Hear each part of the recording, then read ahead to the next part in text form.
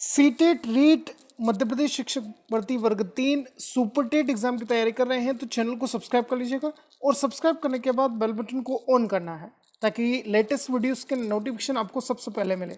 और देखिएगा, बात करेंगे आपका संस्कृत पेडागोगी के अंतर्गत 130 प्रश्नों की यह इंपॉर्टेंट सीरीज है जिसका ये पहला पार्ट है। वीडियो को एंड तक ज़रूर देखिएगा, बहुत ही इंपॉर्टेंट क्वेश्चन है। और पेडागोगी के जो आपका सीटेट और एमपीटेट रीट एग्जाम में 15 जो क्वेश्चन पूछे जाएंगे पेपर फर्स्ट और पेपर सेकंड के लिए, यहाँ से बहुत सारे क्वेश्चन आपको मिलने वाले हैं।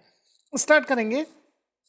पहला क्वेश्चन आपका क्या कहता है, देखिएगा। पहला क्वेश्चन कहता है कक्षायाम अध्यापकस्य मित्रमस्ति। कक्षा में अध्यापक का मित्र कौन होगा? पुस्तक होगी, श्याम फलकम मतलब होता है आपका श्यामपट, छात्र होंगे या धन होगा? बताइएगा।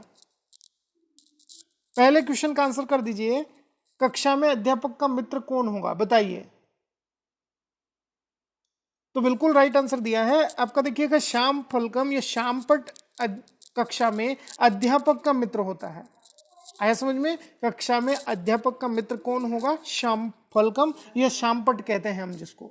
बहुत ही इंपॉर्टेंट है। नेक्स्ट देखिएगा, क्वेश्चन नंबर सेकंड है विद्यालय छात्राणाम आदर्श भावती। विद्यालय में छात्रों के लिए आदर्श कौन है? पिता होंगे, शिक्षक होंगे, माता होंगे या सर्वे? कौन होगा बताइएगा। तो देखिएगा, विद्यालय स्तर पर बात करें तो शिक्षक विद्यार्थियों के लिए आदर्श होता है। किस तरह से शिक्षक आपका व्यवहार करता है, किस तरह की आपका वेशभूषा पहनता है, ड्रेसअप रहता है उसका, किस तरह का व्यवहार है सबके साथ में, ये सब कुछ आपका बच्चे को प्रभावित करता है। बी ऑप्शन अपना यहाँ पर टिक करिएगा। नेक्स्ट देखिएगा, मूल्यांकन से भेद अस्ति। मूल्यांकन के आपका दिए गए विकल्पों में से कौन कौन से भेद हो सकते हैं? बाह्य आंतरिक मूल्यांकन होता है, क्रियात्मक मूल्यांकन है, मौखिक लिखित मूल्यांकन है या सभी के लिए जाएंगे? बताइएगा क्या सही आंसर होगा। देखिएगा, लाइक कर दीजिएगा और शेयर कर दीजिएगा अपने दोस्तों के साथ में।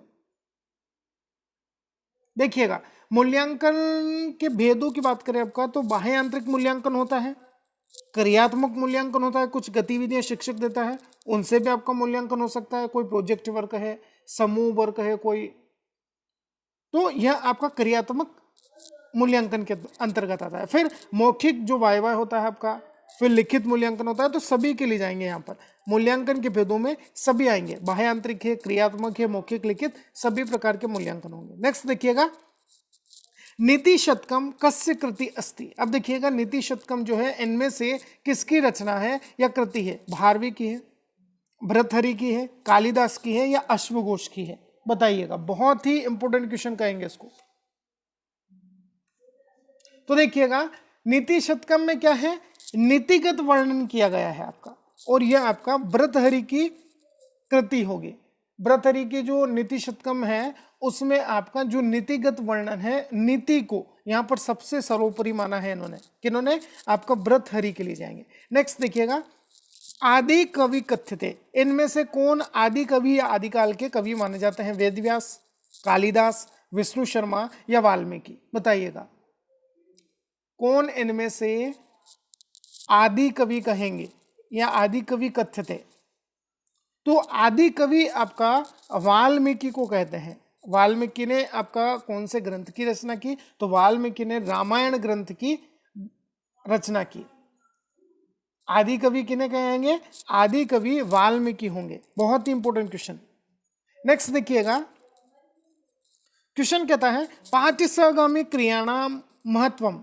पाठ्यसहगामी जो क्रियाएं होती है, जो नॉन कॉलेस्टिक एक्टिविटी होती है, उनका आपका क्या क्या महत्व हो सकता है? तो देखिएगा, सामाजिक विकास करना, फिर शारीरिक विकास करना, नैतिक गुणों का विकास करना, या सभी होंगे? तो देखिएगा, पाठ्य सहकामी क्रियाएं क्यों आयोजित की जाती है विद्यालय स्तर पर? ताकि बच्चे को आपका सामाजिकता प्रदान हो, या समाज से जुड़े बच्चा, सभी बच्चे आपका समूह में मिलकर खेलेंगे, तो यहाँ से देखिएगा सामाजिकता का विकास होता है, शारीरिक विकास होता है बच्चों का, नैतिक गुण विकसित होते हैं बच्चे में कि किसी की मदद करना है, किसी का साथ देना है, टीम वर्क जिसे हम कहते हैं, सभी के लिए जाएंगे आपका। नेक्स्ट देखिएगा, क्वेश्चन कहता है ग्रह कार्य से उद्देश्यम अस्ति। ग्रह कार्य का उद्देश्य इनमें से कौन सा हो सकता है? स्वाध्याय, प्रत्यभिप्रणम, स्वाध्याय के प्रति अभिप्रेरित करना बच्चे को, पठन प्रति अभिप्रेरणम, पठन के प्रति या पढ़ने के प्रति अभिप्रेरित करना बच्चे को, लेखक प्रति अभिप्रेरणम, लेखन के या लेखक के प्रति आपका अभिप्रेरित करना बच्चे को, ये सभी होंगे। तो देखिएगा गृह कार्य या होमवर्क देने का सबसे बड़ा जो आपका उद्देश्य होगा वह आपका स्वाध्याय प्रति अभिप्रेरित करना। स्वाध्याय के प्रति, ये बच्चे को सेल्फ स्टडी के प्रति आप क्या कर रहे हैं, अभिप्रेरित कर रहे हैं, मोटिवेट कर रहे हैं। पहला ऑप्शन आपने टिक किया है तो बिल्कुल सही है। नेक्स्ट देखिएगा, क्वेश्चन आपके लिए है निदानात्मक परीक्षण से प्रकार अस्ति। निदानात्मक परीक्षण के कौन कौन से प्रकार है बताइएगा, बहुत ही इंपॉर्टेंट क्वेश्चन कहेंगे इसको। निदानात्मक परीक्षण के कौन कौन से प्रकार है? व्यक्ति केंद्रित होता है निदानात्मक परीक्षण, समूह केंद्रित हो सकता है, उभयो, यह आपका पहला और दूसरा ऑप्शन, या फिर कॉपी नास्ती, या इनमें से कोई नहीं, बताइएगा। तो देखिएगा निदानात्मक परीक्षण जो है वो व्यक्ति केंद्रित भी होते हैं, किसी छात्र को कोई आपका सीखने में समस्या है तो वो व्यक्ति केंद्रित के अंतर्गत आता है, और समूह केंद्रित आपका ऐसे 3-4 या 5-6 बच्चों का समूह होता है जिनको सीखने में आपका कठिनाई है। तो निदानात्मक परीक्षण की बात करें तो व्यक्तिगत निदानात्मक परीक्षण भी होता है, समूह केंद्रित निदानात्मक परीक्षण भी होता है, मतलब उभयो, इनमें से आपका दोनों होंगे।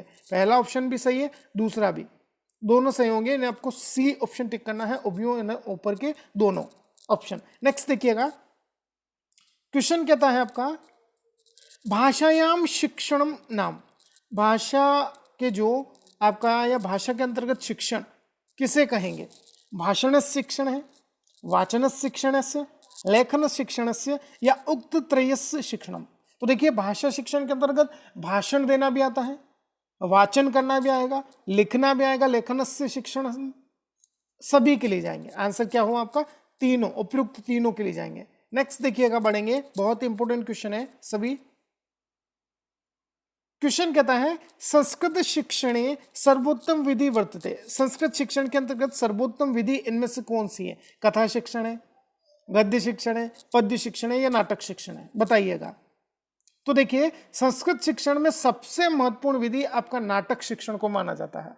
आया समझ में? बहुत ही इंपॉर्टेंट क्वेश्चन कहेंगे इसको। नेक्स्ट देखिएगा, क्वेश्चन कहता है प्राकृतिक अत्र का उपसर्ग। अब देखिएगा प्राकृतिक के लिए कौन सा उपसर्ग है? तो प्राकृतिक में आपका प्र उपसर्ग है, और संस्कृत में आपका बात करें उपसर्ग की, कितने उपसर्ग होते हैं बताइएगा कमेंट बॉक्स में। तो देखिए बिल्कुल सही है, संस्कृत के अंतर्गत आपका उपसर्ग कितने होंगे? 22। जिनका आंसर बी है कमेंट बॉक्स में बिल्कुल सही जा रहे हैं, बहुत अच्छी तैयारी कर रहे हैं आप सभी। नेक्स्ट देखिएगा, क्वेश्चन क्या कहता है पाठ्य सहगामी क्रियाणाम महत्वम। अब देखिएगा जो पाठ्य सहगामी क्रियाएं होती हैं उनका क्या महत्व है? पाठ्य सहगामी क्रियाएं क्यों आयोजित की जाती है? सामाजिक विकास होता है इससे, शारीरिक विकास को बढ़ावा मिलता है, नैतिक गुण विकसित होते हैं बच्चे में, ये सभी के लिए जाएंगे। बताइएगा क्या सही आंसर होगा अपना। तो बात करें पाठ्य सहगामी क्रियाओं से, देखिए सामाजिक विकास होगा, शारीरिक विकास होगा, नैतिक गुण विकसित हो सकते हैं बच्चे में, सभी के लिए जाएंगे। नेक्स्ट देखिएगा, समय सारणी विद्यालय अनिवार्य। देखिएगा जो टाइम टेबल या समय सारणी है वो विद्यालय के लिए उपयोगी है नहीं है? पहला ऑप्शन है आम, यानी विद्यालय के लिए उपयोगी है, अनिवार्य है, न स्यात् या स्यात्, बताइएगा। तो देखिएगा बात करें समय सारणी विद्यालय के लिए आपका अनिवार्य है, आम के लिए जाएंगे। ऑप्शन नंबर बी टिक किया है आपने तो बिल्कुल सही है। विद्यालय में देखिए टाइम टेबल नहीं होगा तो शिक्षक को कैसे पता चलेगा कि मुझे कौन सी कक्षा में क्या पढ़ाना है? ऐसा समझ में, इसलिए समय सारणी या टाइम टेबल का बहुत ही ज्यादा महत्व है। विद्यालय की जो सभी प्रक्रियाएं हैं उनको सुचारू रूप से संचालित करने के लिए समय सारणी आवश्यक है। नेक्स्ट देखिएगा, क्वेश्चन कहता है बालक विकास दृष्टिया प्राथमिक स्तरीय शिक्षा माध्यम भवेत। अब देखिए आपका बालक के विकास की दृष्टि से देखें तो प्राथमिक स्तर पर शिक्षा का माध्यम या किस भाषा में हम शिक्षा दें बच्चे को, बताइएगा। हिंदी भाषा सम्मिलित करें, मातृभाषा में शिक्षा देंगे, प्रादेशिक भाषा में शिक्षा देंगे, या आंग्ल भाषा में शिक्षा देंगे, बताइएगा। तो बात करें देखिएगा बाल विकास की दृष्टि से देखिए तो प्राथमिक स्तर पर आपका शिक्षा का माध्यम जो है वो आपका मातृभाषा होना चाहिए। मातृभाषा के माध्यम से जो आपका विद्यालय स्तर की या विद्यालय वातावरण की जो भाषा है उसको आप मातृभाषा की सहायता से बच्चों को सिखाएं। बाल विकास की या बालक के विकास की दृष्टि से प्राथमिक स्तर पर मातृभाषा में शिक्षण होगा, ध्यान रखिएगा, बहुत ही इंपॉर्टेंट।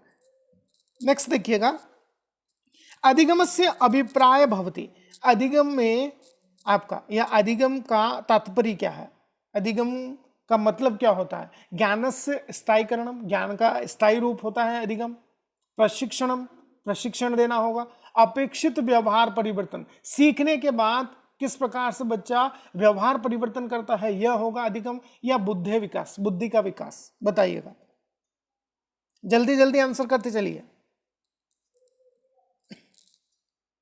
तो बिल्कुल सही है, अधिगम का तात्पर्य या अभिप्राय है अपेक्षित व्यवहार परिवर्तनम। सी ऑप्शन या तीसरा ऑप्शन अपने को टिक करना है। नेक्स्ट देखिएगा, संस्कृत शिक्षक सूत्रमस्ति। संस्कृत शिक्षक के लिए, संस्कृत शिक्षण नहीं है, संस्कृत शिक्षक के लिए कौन सा सूत्र सबसे महत्वपूर्ण होगा? जल्दी से ऑप्शन पढ़ लीजिए, क्या सही आंसर होगा। तो देखिएगा, कोई भी टीचर होता है, शिक्षक होता है, वह पहले किसी भी टॉपिक या आपका कोई भी पाठ पढ़ाने से पहले पूर्व ज्ञान देता है, उदाहरण देता है बच्चों को, फिर उसकी पृष्ठभूमि से जो आपका लेसन या पाठ या टॉपिक कहता है उसकी पृष्ठभूमि से जोड़ता है। तो यह उदाहरण के माध्यम से नियम की ओर बढ़ेगा शिक्षक पहले। तो संस्कृत शिक्षक के लिए सूत्र भी आपका कौन सा होगा? आगमनात् निगमन प्रति, यानी आपका उदाहरण पहले फिर आपका नियमों की ओर बढ़ना। तीसरा ऑप्शन टिक किया है तो बिल्कुल सही जा रहे हैं। नेक्स्ट देखिएगा, वेरी वेरी इंपोर्टेंट क्वेश्चन कहेंगे इसको, तो आपका इंपोर्टेंट कर लीजिएगा, इंपोर्टेंट टेक दीजिएगा और नोट करिएगा। अभिनय विधि प्रयोग भवति। अभिनय विधि का प्रयोग आपका कहाँ होता है? नाटक शिक्षण में होता है, पद्य शिक्षण में होता है, गद्य शिक्षण में होता है, या निबंध शिक्षण में होगा? बताइएगा, बहुत ही इंपोर्टेंट क्वेश्चन। तो देखिए, बात करें अभिनय विधि का प्रयोग नाटक शिक्षण में होता है, ध्यान रखिएगा, पहला ऑप्शन अपने को टिक करना है।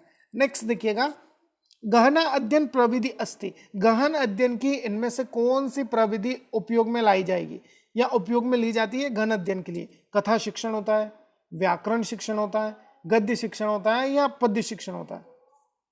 तो देखिए, बात करें गहन अध्ययन में कथा शिक्षण की जो विधि है वो सबसे ज्यादा महत्वपूर्ण होगी। पहला ऑप्शन अपने को यहां पर टिक करना है। नेक्स्ट देखिएगा, कस्या विधो उदाहरणे नियम प्रति शिक्षण सूत्र से अनुकरण अनुसरण क्रियते। सॉरी, कस्या विधो उदाहरणे नियम प्रति शिक्षण शिक्षण सूत्र से अनुसरण क्रियते। कौन सी इनमें से विधि है दिए गए ऑप्शंस में से जिनमें आपका देखिए पहले उदाहरण का प्रयोग होगा फिर आपका नियम बताएंगे? बताइएगा ऑप्शंस में से, दिए गए ऑप्शंस में से क्या सही आंसर होगा? पहले उदाहरण बताना फिर नियम की ओर बढ़ना। तो ये बिल्कुल सही जवाब दिया है, आगमन विधि ये आपका होती है। आया समझ में? आगमन विधि में क्या होता है, पहले आपका उदाहरण दिए जाएंगे फिर आपका नियम बताए जाएंगे। आया समझ में? ये आपका पहला पार्ट था जिसमें हमने 20 क्वेश्चन कंप्लीट किए हैं 130 प्रश्नों के पेडागोगी के सेट में से। ये पहला पार्ट था। लाइक करिएगा, शेयर करिएगा, और इसी तरह से आपको सेट मिलेंगे जिनमें अलग अलग पार्ट में उनको डिवाइड करके पूरा जो 130 प्रश्नों का सेट है, एक्सपेक्ट कहेंगे जो पूछे जाते हैं ऐसे ही क्वेश्चन है, और टॉप एक्सपेक्टेड क्वेश्चन है जो कि एग्जाम में आपसे पूछे जाएंगे। अच्छा लगे तो लाइक करिएगा, ज़्यादा से ज़्यादा अपने फ्रेंड्स को शेयर करिए, और चैनल पर नए हैं तो सब्सक्राइब कर लीजिएगा। धन्यवाद। जय हिंद, जय भारत।